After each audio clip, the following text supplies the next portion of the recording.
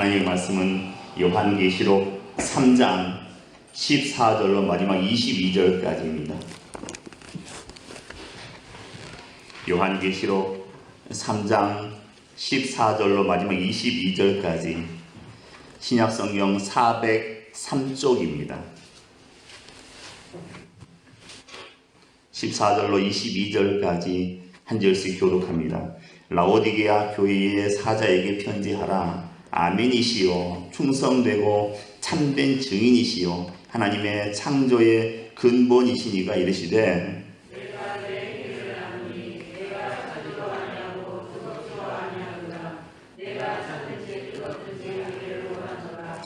내가 이같이 미지근하여 뜨겁지도 아니하고 차지도 아니하니 내 입에서 너를 토하여 버리리라.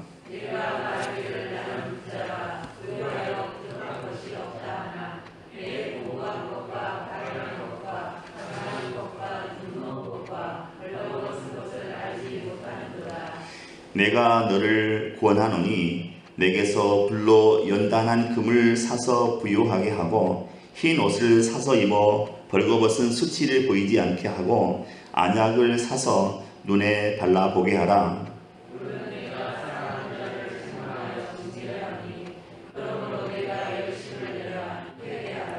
볼지어다 내가 문 밖에 서서 두드리노니 누구든지 내 음성을 듣고 문을 열면 내가 그에게로 들어가 그와 더불어 먹고 그는 나와 더불어 먹으리라.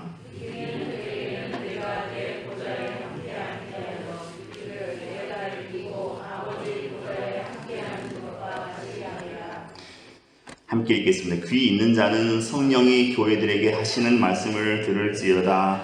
아멘. 소아시아 7교회 마지막 7번째 라오디게아 교회입니다. 이제 돌아오는 수요일부터는 주보에 게재되어 있습니다만 요한복음에 나오는 요한복음에 예수님의 표적, 예수님의 기적이 7가지가 기록되어 있습니다. 그 7가지 기적 또 7가지 표적에 대해서 돌아오는 수요일부터는 살펴보도록 하겠습니다. 독일의 루드비히라고 하는 공작이 계셨습니다. 공작은 그 자비입니다. 높은 사람입니다. 루드비히라고 하는 공작이 있었는데 이분이 어느 날 그 깊은 숲속에서 사냥을 하다가 숲속에 있는 아주 작은 예배당을 발견하고 그 예배당 안에 들어갔습니다. 그리고 하나님 앞에 이 공작이 오랜만에 기도를 드렸습니다. 기도를 하는데 갑자기 예배당 벽에 어떤 글씨가 나타났다가 사라졌습니다. 워낙 순식간에 사라졌습니다. 이 루드비히 공작이 본 단어는 2단어입니다. in3. 그 다음 단어는 생각이 나지 않았습니다. in3. 3이라는 거죠. 이게 3일인지 석 달인지 정확히 모릅니다. in3라는 단어만 기억이 남았습니다. 그래서 이 공작이, 루드비히 공작이 자기 나름대로 그 글씨를, 그 단어를 해석하게 되는데 3일 만에 in3, 3일 만에 내가 하나님의 심판대 앞에 서게 될 것이다. 이렇게 해석을 하게 됩니다. 그리고 집에 가서 3일 동안 자기 아내에게 또 자녀들에게 자기 부하들에게 이전과는 다르게 아주 잘 해주었습니다. 하나님의 심판대 앞에 섰을 때에 그래도 할 말이 있어야 하기 때문이었습니다. 그리고 3일째 되는 밤에 높은 탑 위에 올라가서 이제 생각합니다. 이제 내가 죽을 시간이 됐는데 내가 죽어서 하나님 앞에, 하나님의 심판대 앞에 서게 될 것이다. 그 모습을 생각하며 그 시간을 기다렸습니다. 그런데 그날 밤 아무 일도 일어나지 않았습니다. 그 다음날 아침에 이 루드비히 공작이 생각했습니다. 3일이 아니었구나. 그 in3라고 하는 게 3일이 아니라 석 달을 말하는 거구나. 그렇게 다시 결론 내렸습니다. 내가 석 달이 지나서 하나님의 심판대 앞에 서게 되는구나. 이렇게 생각하고 그 남은 석 달을 열심히 살았습니다. 가족을 위해서 또 자기가 거느리는 부하들을 위해서 열심히 살았습니다. 그동안 상처받았던 가족과 또 다른 사람들을 찾아서 용서를 구했습니다. 그러다 보니까 자연적으로 자기에게 상처받았던 사람들의 마음이 치유가 되었습니다. 이제 석 달이 되는 마지막 밤에 또다시 루드비히 공작이 높은 탑 위에 올라갔습니다. 이제 하나님의 심판대 앞에 설 것을 기대하며 그 높은 탑 위에서 하나님의 역사를 기다렸습니다. 그런데 그날 밤에 또 안 죽었습니다. 죽었어야 얘기가 딱딱 맞아 들어가는데 또 안 죽었습니다. 그래서 루드비히 공작이 다시 생각했습니다. 아, 인쓰리가 3일도 아니고 석 달도 아니고 결국은 3년이었구나. 예, 그렇게 결론을 내립니다. 확신을 갖습니다. 이 3년 동안 열심히 착하게 그렇게 살았습니다. 그 전에는 이 루드비히 공작이 그 평판이 좋지 않았던 것 같습니다. 열심히 착하게 살았습니다. 그렇게 살아가던 어느 날 갑자기 나팔 소리가 웅장하게 들리면서 어디선가 많은 무리가 자기 집으로 왔습니다. 알고 봤더니 독일 황실에서 보낸 사절단이었습니다. 루드비히 공작을 독일의 새 황제로 초대하기 위해서 온 무리들이었습니다. 3일, 또 석 달, 3년을 하나님의 심판대 앞에 설 것을 기대하며 하루하루를 착하게 살았던 그 루드비히 공작을 모든 국민이 독일의 새 황제로 초대하게 되었던 것입니다. 이 루드비히 공작이 황제가 되고 1864년에서 1886년까지 22년간 독일의 황제로서 살아가게 됩니다. 이 이야기는 우리들에게 기다림이 어떤 것인지 큰 교훈을 주고 있습니다. 3일, 3개월, 3년이라는 이 시간 속에서 하나님의 심판대 앞에 설 것을 기대하면서 살았더니 사람이 완전히 다른 사람이 되더라, 다른 사람으로 바뀌더라 라고 하는 것입니다. 오늘날 우리가 주님을 사모하지 않는 이유는 이 주님을 기다리지 않고 이 땅에 우리의 왕국을 건설하고 천년 만년 살기를 바라기 때문입니다. 안 죽을 줄 압니다. 그러나 죽습니다. 그러기 위해서 한 푼이라도 더 벌어야 되고 하나라도 더 모아야 된다고 생각합니다. 그렇게 살다 보면 주님과 우리가 점점 더 멀어질 수밖에 없는 것입니다. 오늘 본문에는 라오디게아 교회가 나옵니다. 소아시아, 터키 지역 7개 교회 가운데 마지막 교회입니다. 이 라오디게아라고 하는 도시는 은행이 많은 도시입니다. 금융도시입니다. 오늘날의 뉴욕이나 런던과 같은 금융도시가 바로 그 당시에 라오디게아 도시였습니다. 그러니까 그 주변의 모든 돈들이 이 라오디게아 도시로 다 모여들었습니다. 자연히 부자겠죠. 그리고 의학이 아주 발달했습니다. 그곳에는 좋은 의과 대학이 있었고 특별히 그곳에서 생산되는 안약이 유명했다고 합니다. 돈과 의학, 이 말은 부와 건강을 가지고 있었다는 얘기입니다. 실제로 우리가 이 땅에 살면서 부와 건강만 있다면 뭐 부를 게 있겠습니까? 돈 많고 몸 건강하고 뭐 부를 게 있겠습니까? 부를 것이 없을 것입니다. 세상 사람들은 이 두 가지만 있으면 완벽하다고 생각합니다. 돈 많고 몸은 건강하고 얼마나 좋겠습니까?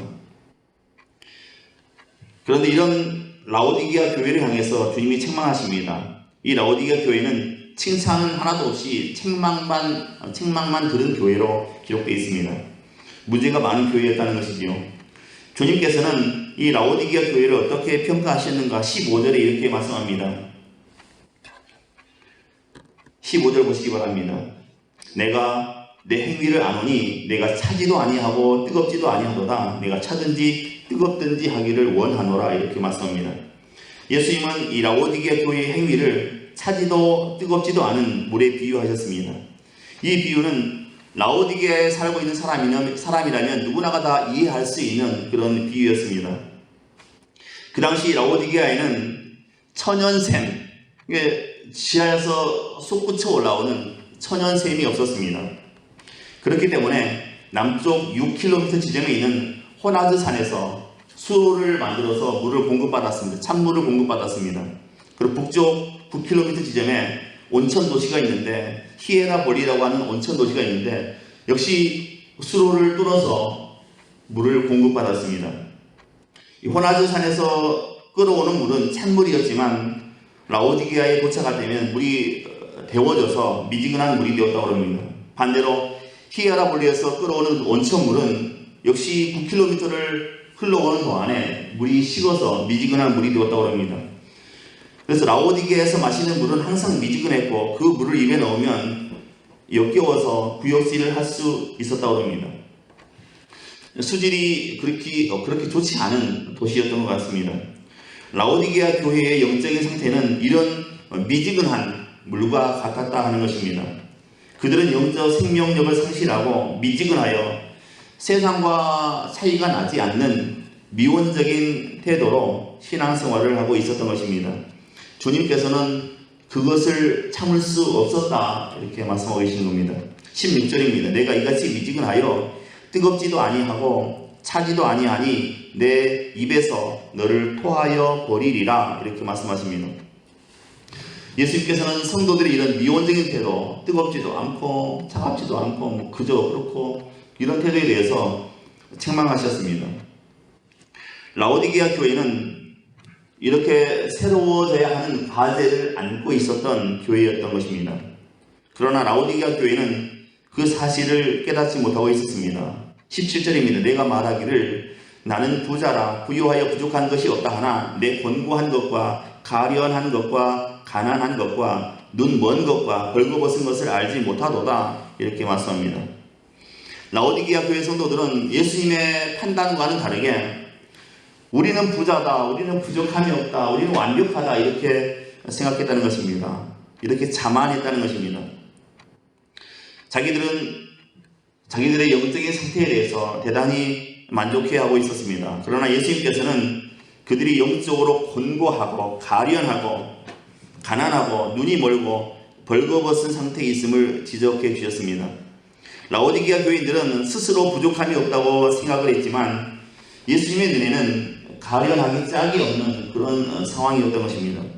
그러면 라오디게아 교회에 대한 예수님의 영적 처방이 무엇인가? 18절입니다. 내가 너를 권하노니 내게서 불로 연단한 금을 사서 부요하게 하고 흰 옷을 사서 입어 벌거벗은 수치를 보이지 않게 하고 안약을 사서 눈에 발라보게 하라 이렇게 말씀하십니다.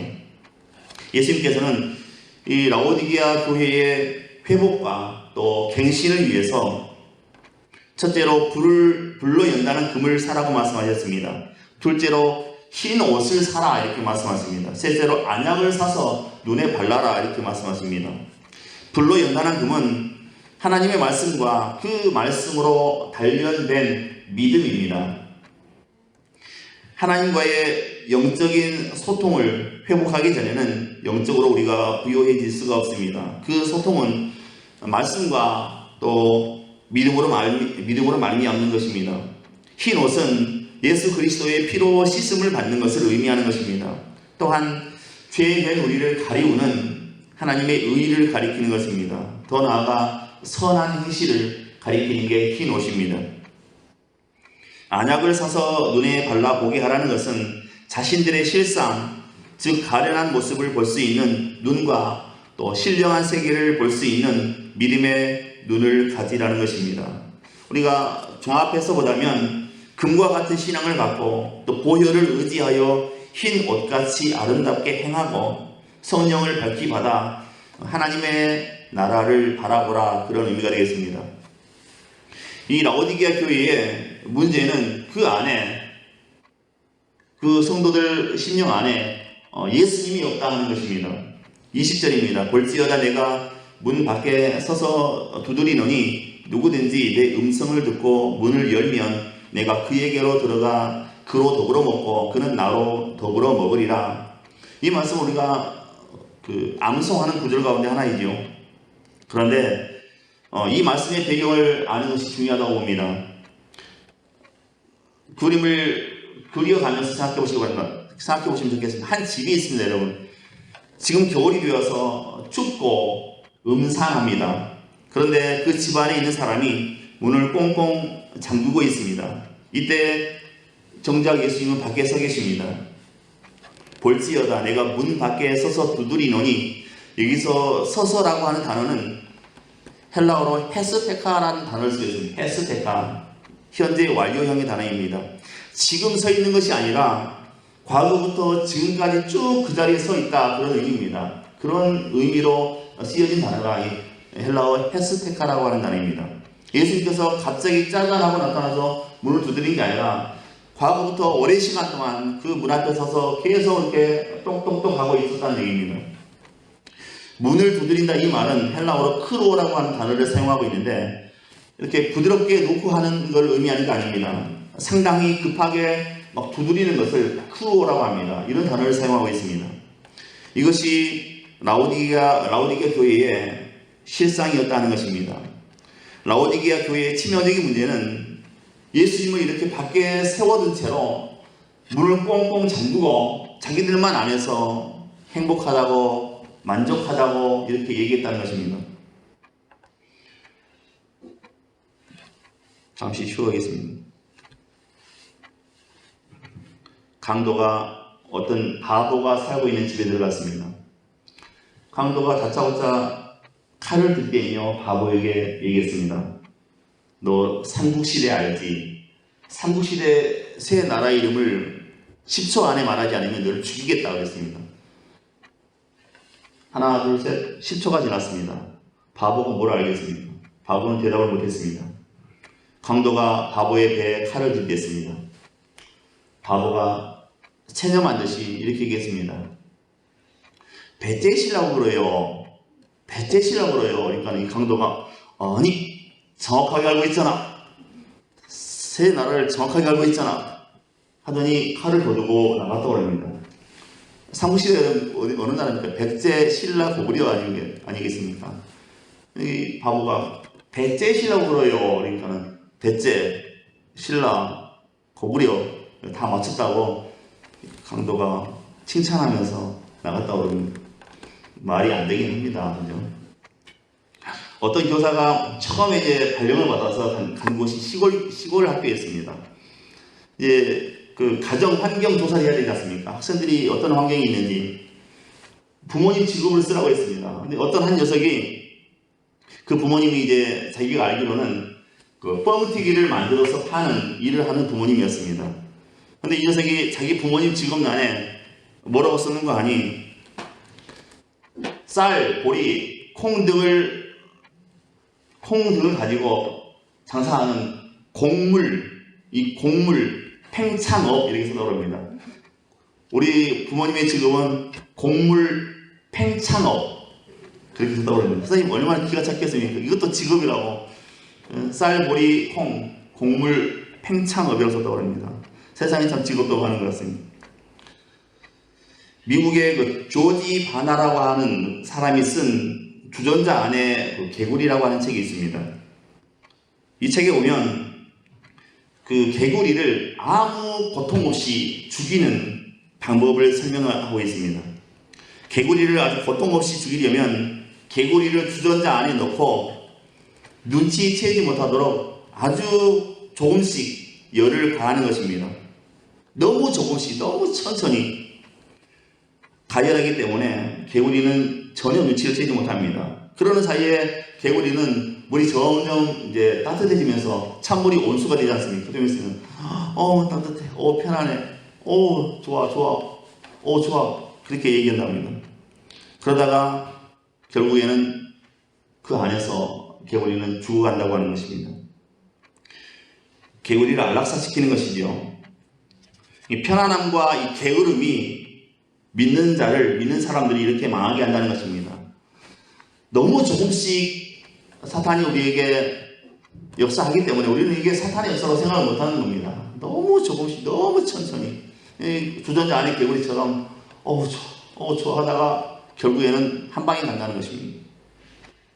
라오디게아 교회의 그 성도들의 열정이 식은 이유가 무엇인가? 두 가지입니다. 하나는 밖으로부터 오는 권한이 없었습니다.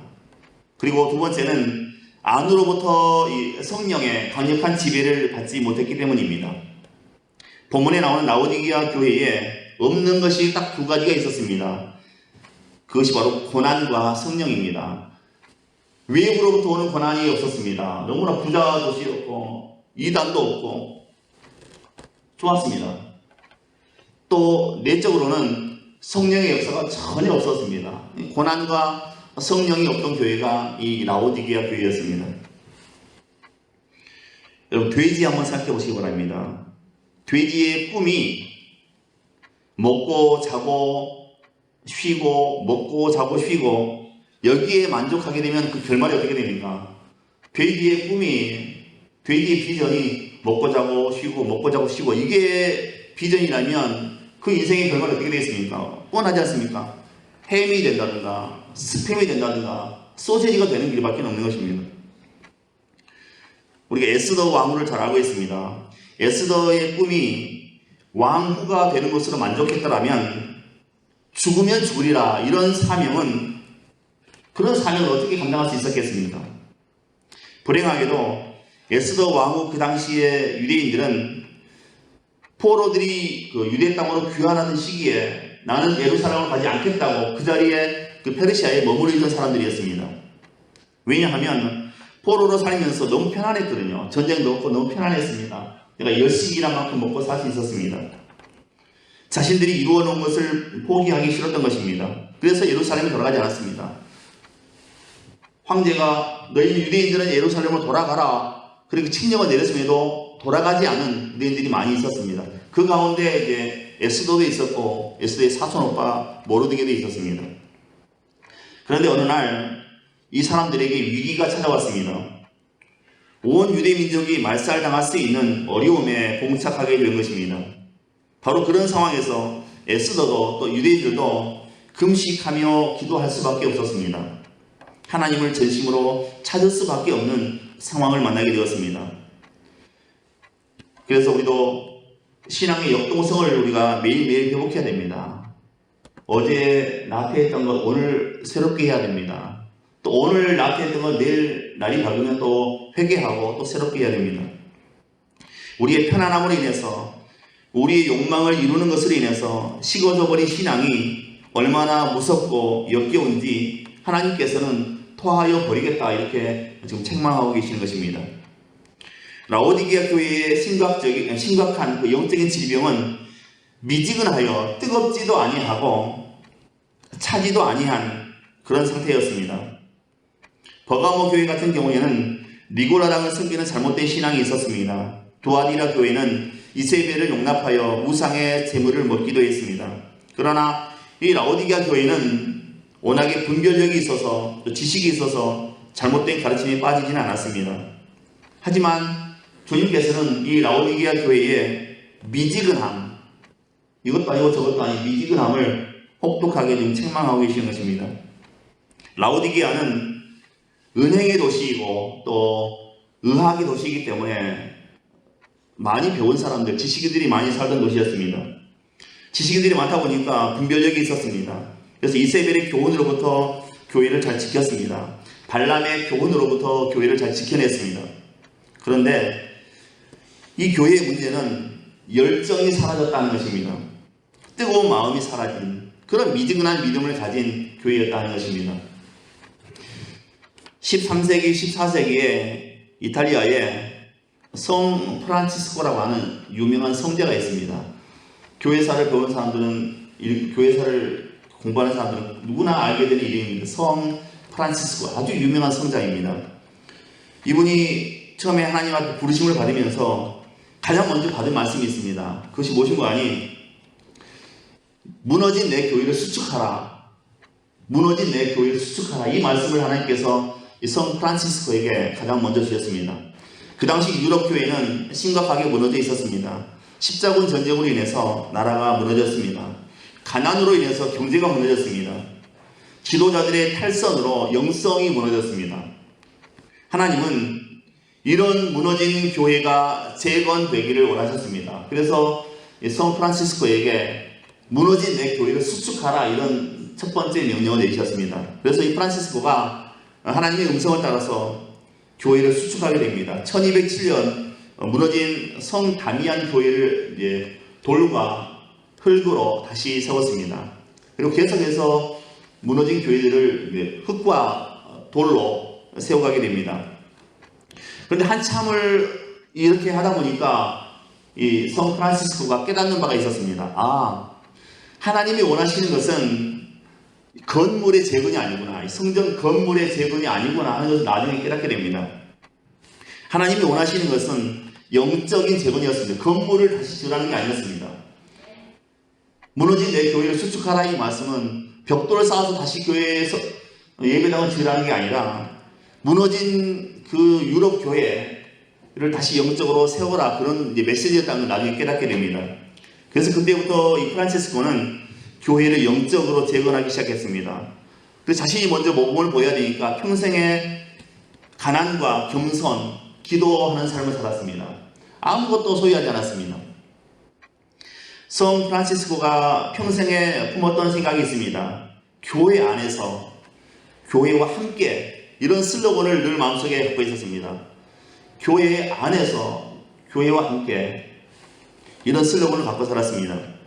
이 프란시스코는 영성이 살아있는 교회를 세우기 위해서 무단히 노력했습니다. 왜냐하면 영적인 생명이 우리에게 너무나 중요하기 때문입니다. 육신적으로 잘 먹고 잘 사고 배 두드리고 이렇게 아무 의미가 없는 겁니다. 영적인 생명이 살아야 되는 것이죠. 그 이스라엘 땅을 최초로 통일한 사람이 누구입니까? 다윗 왕입니다. 그죠? 팔레스타인을 최초로 통일한 사람은 다윗 왕입니다. 그런데 중국이 춘추 전국 시대에 있던 막 작은 나라들이 옹립해 있었는데, 그 춘추 전국 시대를 싹 다윗 왕처럼 통일해버린 사람이 있습니다. 이 사람은 우리가 잘 아는 진시황입니다. 진시황제입니다. 만리장성하면 다 알죠. 10년에 걸쳐서 만리장성을 쌓았던 사람이 진시황제입니다. 이 만리장성을 쌓는데 동원된 그 인원만 30만 명이라고 합니다. 어떤 분은 150만 명을 얘기하는데 보통은 30만 명을 동원해서 10년간 이 만리장성을 쌓았습니다.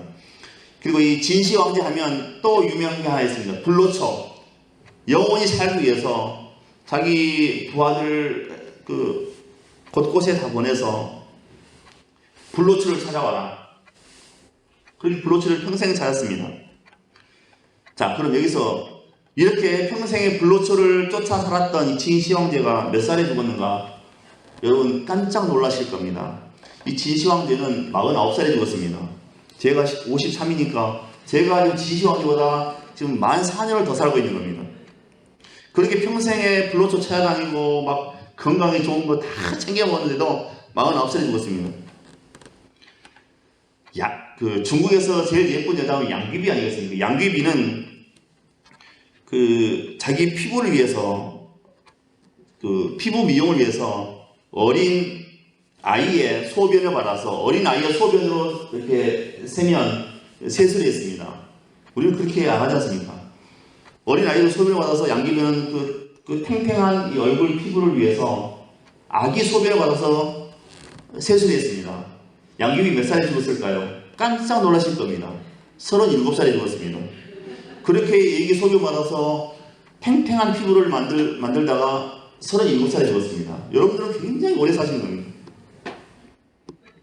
북한의 김일성은 그 장수하기 위해서 어린 아이들의 피를 수혈받았습니다. 자기 피는 막 더럽고 막 썩고 그러니까 어린 아이들의 피를 계속해서 수혈받았어요. 투석한다고 그러죠. 수혈받았습니다. 결국 김일성도 82세에 죽었습니다. 그래서 우리가 값비싸고 또 비싼 화려한 옷을 입는다고 또 좋은 것을 먹는다고 우리 생명을 얻는 게 아닙니다. 아무리 탱탱한 피부 아무 의미 없습니다. 그 생명과는 관계가 없는 것들입니다. 라오디게아 교회의 교인들에게 예수님은 흰 옷을 사서 입어 너희들의 벌거벗은 수치를 보이지 않게 하라, 이렇게 권면했습니다. 세상에 화려한 옷을 벗고 주 예수 그리스도의 보혈로 깨끗해진 그 흰 옷을 입고 살아가는 그런 믿음의 사람들, 그런 성도들이 되어야 한다는 것입니다. 그리고 성령의 충만함을 받는 사람들이 되어야 합니다. 이 라오디게아 교인들처럼 외적으로는 부족한 것 없이 잘 살지만 그들 안에는 성령이 없었습니다. 그들은 고난도 받지 않았습니다. 말씀 정리하겠습니다. 그리스도인에게는 자기 만족이 있을 수가 없습니다. 자기 만족이 있으면 안 됩니다. 우리에게는 이만하면 됐어, 이쯤 하면 됐지, 이런 자기 만족은 있을 수가 없습니다. 그런 생각을 하지 말아야 됩니다.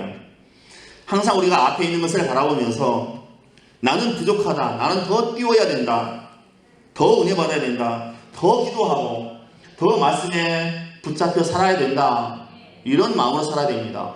이만하면 됐다, 나 완벽하다 생각하면 그 순간 라오디게 교인들처럼 그렇게 되어버리고 마는 것입니다. 이렇게 하는 사람은 결코 신앙이 식지 않습니다. 그러나 그러한 필요를 느끼지 못하는 사람은 금방 식어져 버리고 마는 것입니다. 우리는 이런 미지근한 신앙이 아니라 늘 뜨거운 사람이 되어야 되는 것입니다. 언제나 주님과 동행하며 늘 달려감으로 뜨거운 인생, 또 영적인, 또 열정적인 믿음의 삶을 살아가는 저와 여러분이 되어야 되는 것입니다. 이런 열정적인 믿음의 삶을 살아가실 수 있기를 주님의 이름으로 축원드립니다. 기도합니다. 은혜로우신 하나님, 이 시간 우리에게 믿음을 더해 주옵소서. 일생을 살아가면서 스스로 만족하지 않게 하시고, 나는 부족하다고, 나는 주님을 위해서 더 열심히 일하고 봉사하고 뛰어야 되고 또 말씀을 붙잡아야 된다고, 이런 믿음으로 우리가 날마다 나아갈 수 있도록 도우시고 축복해 주옵소서. 그래서 우리도 주님 앞에 섰을 때 칭찬받는 귀한 믿음의 사람들 다 될 수 있도록 역사하시고 축복하옵소서. 믿고 감사하오며 예수 그리스도 이름으로 기도하옵나이다. 아멘.